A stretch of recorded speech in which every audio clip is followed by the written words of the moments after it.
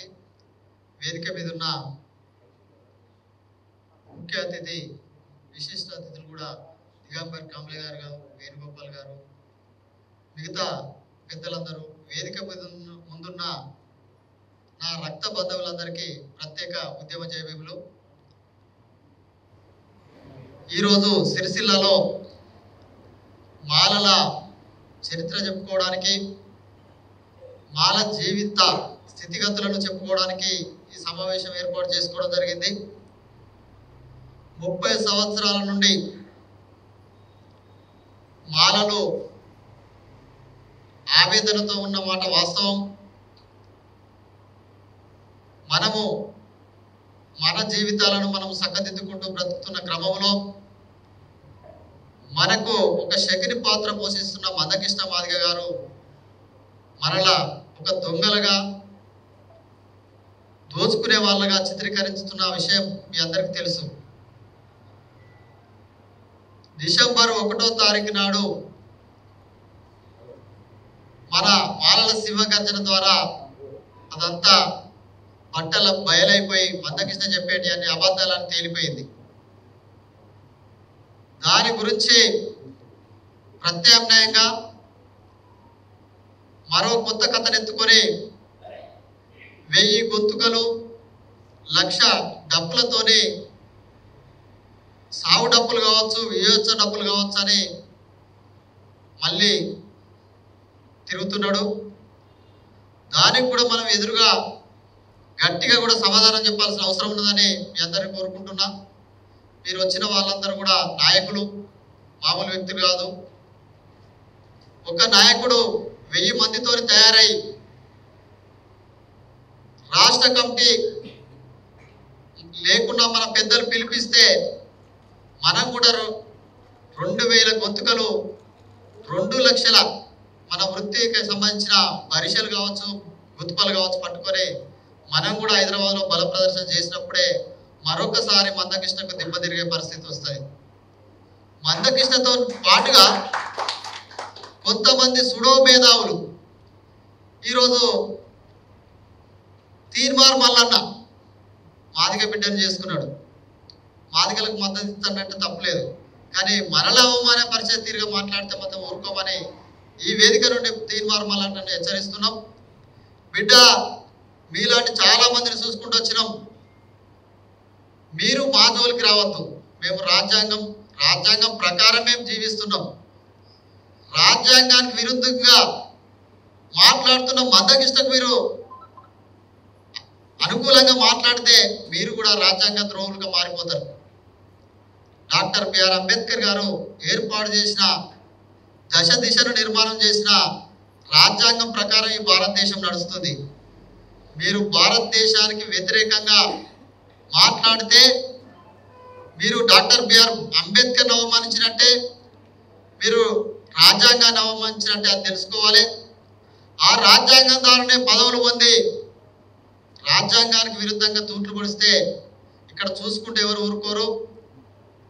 భారతదేశంలో చాలా మంది మీలాంటి వాళ్ళు వచ్చిర్రు, కానీ రాజ్యాంగాన్ని కదిలిస్తా అంటే ఎవరు ఊరుకోం. రాజ్యాంగంలో ఉన్న చట్టాలను కదిలిస్తా అంటే ఊరుకోం. మనకు కూడా అనుకూలమైన చాలామంది ఇంటెలిజెన్స్ వాళ్ళు, మన మేధావులు కూడా సపోర్ట్ చేస్తున్నారు. వాళ్ళ సపోర్ట్ను కూడా మనం తీసుకోవాల్సిన అవసరం ఉన్నది. ఎందుకోసం అంటే కంచాయిలే ఒక మాట చెప్పిండు, చాలా బాగా చెప్పిండు. మందకృష్ణకు వర్గీకరణకు మద్దతు చెప్తే బీజేపీ మనువాద పార్టీకి మద్దతు చెప్పినట్టే, కాబట్టి మీరందరూ మరొకసారి ఆలోచించారని చెప్పడం జరిగింది. ఆ పద్ధతిలో మనం ఖచ్చితంగా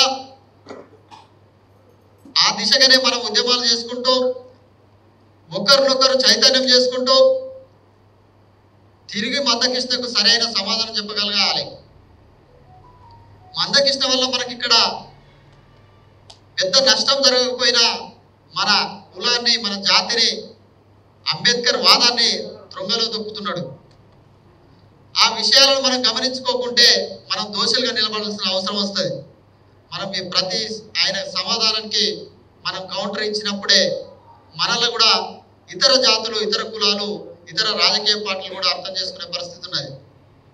కొంతమంది బీజేపీ, టీడీపీ అగ్రవర్ణ రాజకీయాలు అన్ని కావచ్చు మనల్ని బోరులో నిలబెట్టే ప్రయత్నాలు చేస్తున్నాయి. కానీ మన వెనుక అంబేద్కర్ గారు ఉన్నారు. రాజ్యాంగం ప్రకారమే మనం నడుచుకుంటున్నాం కాబట్టి చాలా మంది పెద్ద మనుషులు కూడా లోపల కృంగిపోతున్నారు, మనోవేదన చెందుతున్నారు, కానీ బయటికి రాలేకపోతున్నారు. వాళ్ళని కూడా కలిసి మన ఆలోచన విధానాలను కూడా మన జీవిత విధానాన్ని కూడా చెప్పుకోవాల్సిన అవసరం ఉంది. భారతదేశంలో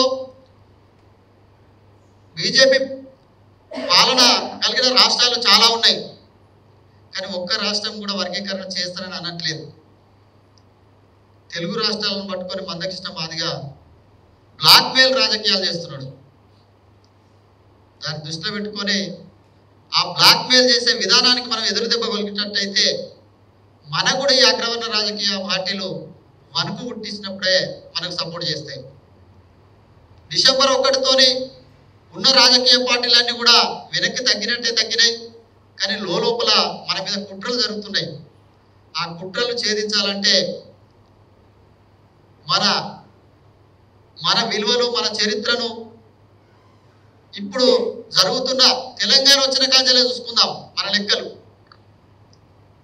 దళిత బంధు అయినా చాలా ఫలాలు, ప్రభుత్వ ఫలాలు మాదిగలే చెందినాయని మనం నిరూపించడానికి సిద్ధంగా ఉన్నాం. ఎవరన్నా మేము ఎక్కువ తిన్నట్టయితే వాళ్లకు మన సోదరుడు రాములు ఒక సవాల్ కూడా విసిరిండు. మేము మాదిగల కంటే ఎక్కువ ఫలాలు పొందినట్లయితే 30 లక్షల రూపాయలు ఇస్తానని మొన్ననే చెప్పిండు.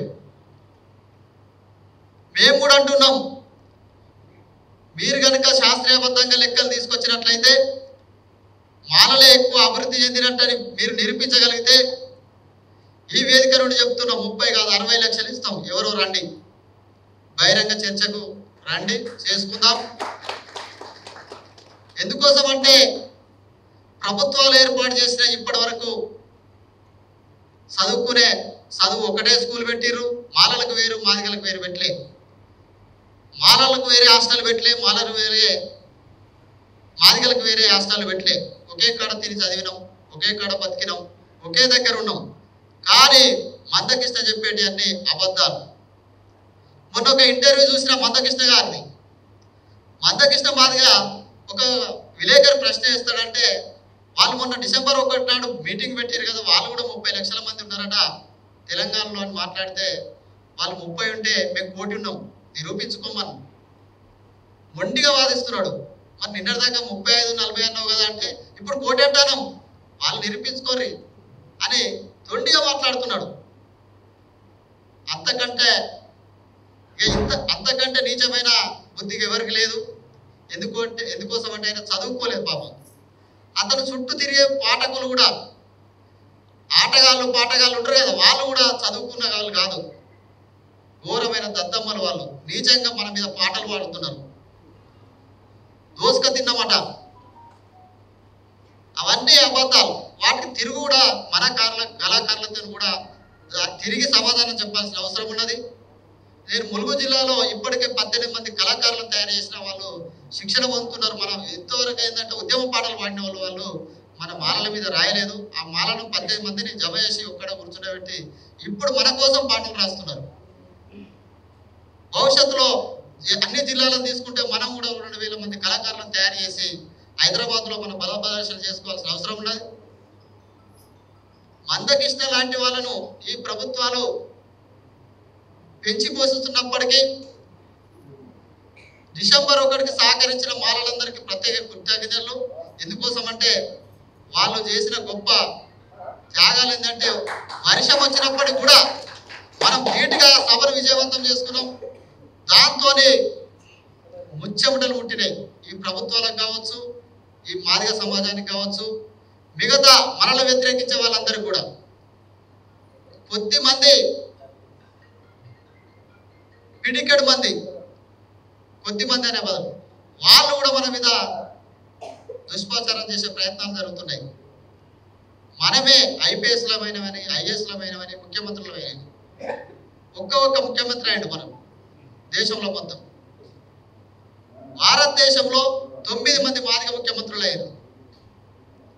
కాబట్టి ఆ మాదిగ ముఖ్యమంత్రుల గురించి ఒక్కరోజు చెప్పడు.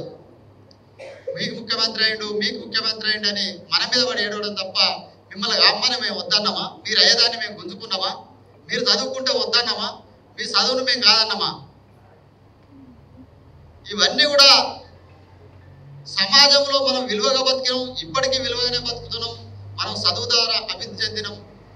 మీకు దమ్ముంటే బీజేపీ పార్టీకి మేము ఒకటే చెప్పదలుచుకున్నాం, మందకృష్ణకు, మీకు దమ్ము ధైర్యం ఉంటే భారతదేశంలో జాతీయ పార్టీ అధ్యక్షుడు మందకృష్ణ మాదిగకి ఇచ్చుకో, మాకు అభ్యంతరం లేదు.